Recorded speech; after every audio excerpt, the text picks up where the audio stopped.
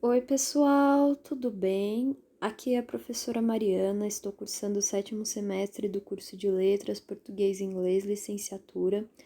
Esses vídeos são para o projeto de reforço de estudos, coordenado pela professora Cíntia Pittini, do curso de Letras. A matéria abordada no meu vídeo é literatura e o tema que eu trabalho é o pré-modernismo. Vamos ver agora uma recapitulação das aulas anteriores, certo? O pré-modernismo, nós vimos que é um período de concomitâncias literárias, que é um período que vai trabalhar questões sobre o beletrismo, sobre o neoparnasianismo e também vai trazer questões de críticas sociais em obras diferentes. Às vezes essas correntes literárias, elas são opostas, né? Elas discordam. Por isso que há o período do pré-modernismo, ou seja, o modernismo ainda não se consolidou. Também vai surgir uma literatura mais crítica que busca retratar a realidade e os autores que fazem essa literatura, eles são realmente considerados os pré-modernistas, por isso o modernismo posteriormente vai ser um movimento tão importante, mas antes dele teve, né, o pessoal que começou e é eles que nós vamos ver. E vimos também sobre a vida de várias, vimos a vida de Rui Barbosa, um pouquinho da vida de Joaquim Nabuco e de Euclides da Cunha, mas na aula anterior vimos especificamente sobre a vida de Lima Barreto e sobre o preconceito que ele sofre durante a vida, como isso reflete nele, e agora nós vamos refletir como que isso vai refletir em suas obras, ok? Características literárias de Lima Barreto. Ok. Lima Barreto ele vai trazer uma literatura que é para o povo, principalmente, né? Até em sua linguagem, uma linguagem acessível. Ele vai ser bastante criticado, até vão falar que ele comete erros de português, mas esses erros de português, eles são propositais, porque ele quer trazer a linguagem do povo em suas obras. É uma questão de representatividade também. Lima Barreto ele antecipa uma atitude moderna de narrador, que se preocupa em retratar a dura realidade tal como é. Considerado um parente próximo dos escritores modernos, Lima Barreto faz uso da linguagem coloquial em suas obras. Também retrata seu interesse pelo folclore e pela irreverência com que fustigava os escritores burocratas e acadêmicos que contribuíram para que se passasse a ver em seu humorismo. Ou seja, fustigava, tipo, ele batia neles, no sentido figurado, ele criticava, certo? Ou seja, aqui já fala, né, que ele vai anteceder característica do modernismo, porque os modernistas, eles trazem isso, eles querem quebrar as regras gramaticais, não só, então eles trazem muito da linguagem coloquial mesmo.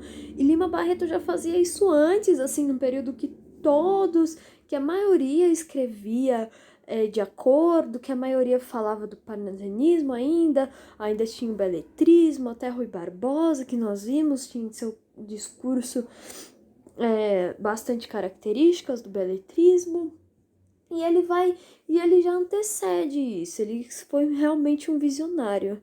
Tanto que lembra do livro da Lilian Schwartz, ele é considerado um triste visionário, Lima Barreto, o triste visionário. Por vezes cínico e redutor, um estado de espírito bem próximo ao devarismo do antropofágico.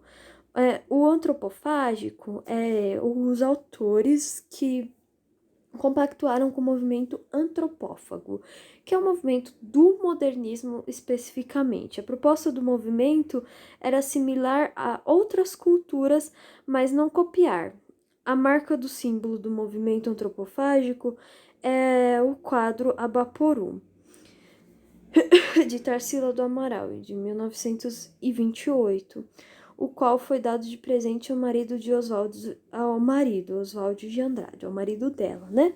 Falei um pouquinho aqui do movimento antropofágico para vocês não ficarem perdidos. Ele faz menção, mas ele nem conheceu mesmo, ele deu ele chegou, o espírito dele foi próximo, bem próximo. Então, no entanto, à medida que o tempo foi passando e os males da sociedade brasileira persistiram vinculados ao mesmo iníquo e de tirania e opressão que vigorava na época, a presença de Lima Barreto veio preencher uma lacuna inestimável no espaço cultural brasileiro. Sua importância cresceu e com ela uma espécie de simpatia veio somar-se. Nos últimos anos, a trajetória do oprimido, que como tantos outros tiveram a palavra caçada, o pensamento violento e a imaginação reprimida. Mais do que o valor literário, passou-se a admirar a firmeza do gesto que soube desvendar as contradições decisivas do sistema que o marginalizava. Transcrito de... Esse aqui foi de Antônio Prado Arnone, Antônio Arnone Prado, literatura comentada, aqui, de onde eu tirei o trecho, certo? Em sua obra, ele vai trazer uma linguagem simples. Opondo-se à linguagem acadêmica, ao retorcismo, ao beletrismo e a arte pela arte, a arte evasão, Lima Barreto colocou-se contra a moda da Belle Époque, a solenidade de Rui Barbosa, o esteticismo estéril parnasianos e o purismo e elegância britânico de Machado de Assis. Que, enfim, ou seja, ele já tá contra, produz uma arte já diferente de todo mundo, porque ele vai essa linguagem dele vai caracterizar bastante isso, né? De como ele tá indo na contramão do seu período, porque da Belle Époque, certo? Ele usou uma linguagem jornalística e até panfletária, mas mais interessado na enunciação e no conteúdo, ou seja, não estava interessado no formato das palavras, na sintaxe sofisticada, ele estava interessado no que estava sendo produzido ali. Foi acusado de incorreção mau gosto. Apontaram em seus livros frequentes vícios de linguagem, gente. Ele colocou porque ele representava. Nós, na nossa linguagem coloquial, temos frequentes vícios de linguagem. E como ele retratava a realidade dos subúrbios, que ele vinha no trem, que ele voltava do trabalho para casa e da casa para o trabalho, que ele via, então ele retratava os vícios de linguagem do subúrbio e ele era bastante criticado por isso. Aí ele fala, isso aí é solecismo, cacofato, quantas repetições. Contudo, essa língua gramaticalmente irregular reflete a própria dissonância de Lima Barreto com o estilo da época.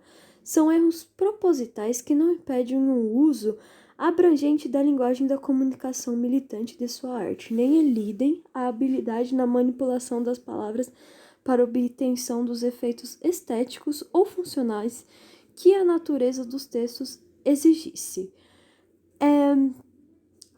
O Lima Barreto, claramente, ele tinha conhecimento, sim, da sintaxe, conhecimento da gramática normativa, né? E por opção ele escrevia, ele fazia esses erros propositais, e isso tudo para criar um efeito, o que ele queria causar no texto dele, certo? Ok. Ele teve influências dos russos, a gente já falou disso, agora a gente vai falar um pouquinho dessas influências, certo?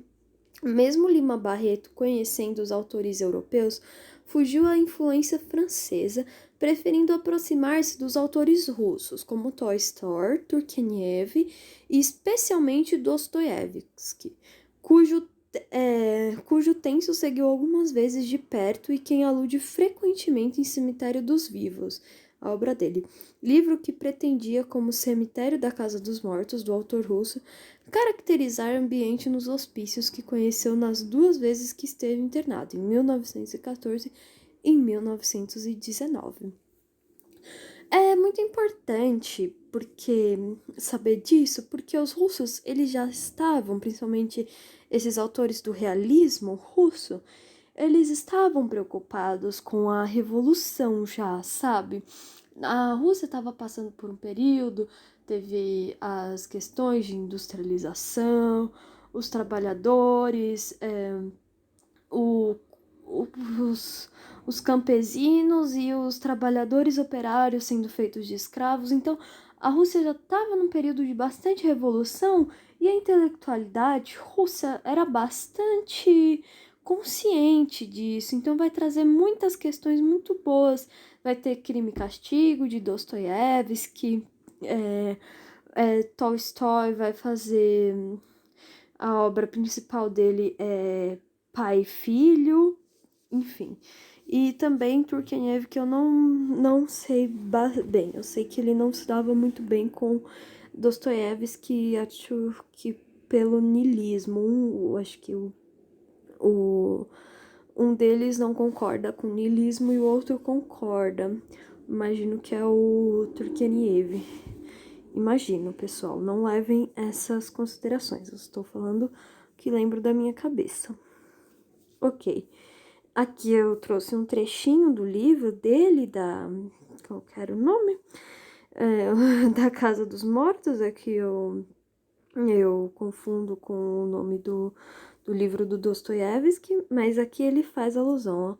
Quando o delírio passou, um funcionário deu-me um balde para lavar a varanda e o banheiro. Tive muito pudor. Lembrei-me do banho de vapor de Dostoiévski na Casa dos Mortos. Quando baldei, chorei. É intenso, né? Essa é uma referência e ele faz essa... Vocês lembram que essa obra ele está na parte de memórias do Lima Barreto? Enfim, traz essa memória forte que ele compara bastante com Dostoiévski, ou seja, ele se inspirava bastante. Comparam bastante o Lima Barreto com Machado de Assis. Ai, meu Deus, baguncei aqui, só um minutinho, vocês viram antes. Porque os dois eram mulatos, né? Os dois foram intelectuais, enfim, mas só de olhar assim a fotinho, assim, mesmo vendo que os dois são mulatos, né? A gente já vê diferenças até no comportamento. Machado de Assis, com o óculosinho dele ali, todo pomposo, e Lima Barreto, assim, mais simples e com o seu olhar, a complexidade do seu olhar, um pouco de crítica, assim. Você imagina um olhar, eu diria, complexo, meio Mona Lisa, certo? A gente já vê grandes diferenças de vida. Nós vamos dar uma olhada agora nas semelhanças e nas diferenças de vida deles. Aqui, ó. Que são semelhanças. Os dois eram mulatos, os dois não completaram a educação escolar, foram doentes, ou o Machado de Assis era epiléptico, e o. E ele era alcoólatra, o Lima Barreto. É engraçado, uma coincidência, Dostoiévski também era epiléptico e também era um escritor do realismo, só uma observação. Os dois tinham problema com a hipocrisia e as falsas aparências. E escolheu o romance e as crônicas como uma maneira de manifestar-se. Os dois tiveram essa semelhança, né? Entretanto, mas a percepção de vida social foram bem diferentes, ó. Machado de Assis foi respeitado e aplaudido pelo establishment, ou seja, a mídia cultural e a cultura da época. Conheceu a estabilidade econômica e a imortalidade em vida. Ele conheceu sua importância em vida. E, enfim, muito diferente da experiência de Lima Barreto, que jamais se libertou da discriminação e da penúria, visto por muitos como neurótico porque havia lido muitos russos, revolucionários e preocupados politicamente, como um idealista sincero de segunda classe, que sabia produzir apenas livros militantes e compreensíveis. Ou seja, essas eram as críticas dele, só sabe produzir livro que milita e que dá para ler, sabe? Dessa maneira, porque ele fazia linguagem acessível, né? Então as pessoas faziam essas críticas bem ferrenhas a ele. Ou seja, ele não teve reconhecimento social. Lembra que ele falou Vamos derrubar esse sistema que não soube conceber o meu espírito, ok? Bem, mas é basicamente isso que nós vimos dele. Vimos que ele teve uma vida bastante conturbada, que ele não teve reconhecimento social, e que ele conseguiu produzir obras até. conseguiu produzir seu número de obras interessantes e acabou sofreu críticas por essas obras, por ter vícios de linguagem, por ter questões muito militantes e por ele retratar subúrbios e a realidade tal como é. Bastante influenciado pelos russos e basicamente é isso. Nas próximas aulas nós trabalharemos Triste Fim de Policarpo Quaresma e Memórias do Escrivão Isaías Caminha. Ok, pessoal? Obrigado por assistir até aqui. Até mais, viu? Beijos.